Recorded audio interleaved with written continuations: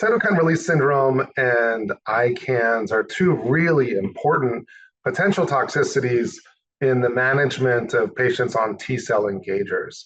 And right now, we have FDA approval for tarlatamab in the second line and beyond for small cell lung cancer. Now, with cytokine release syndrome, that is overwhelmingly only in that cycle 1, day 1, and cycle 1, day 8.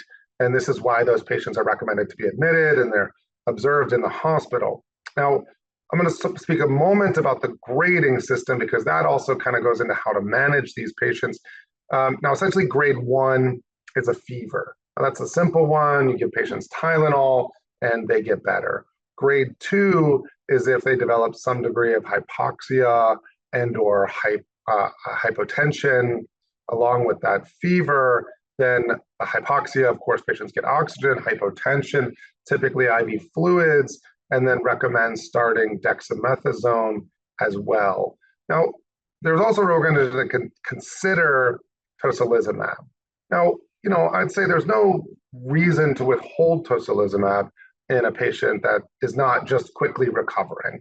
So if someone has some degree of hypoxia and you give them, put them on oxygen, give them a dose of steroids, and they don't just resolve, or if their initial symptoms are more severe, then I would also give tocilizumab.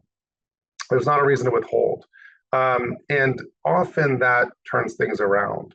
In some cases, though, that can really persist. And so then really managing patients ongoing with the steroids.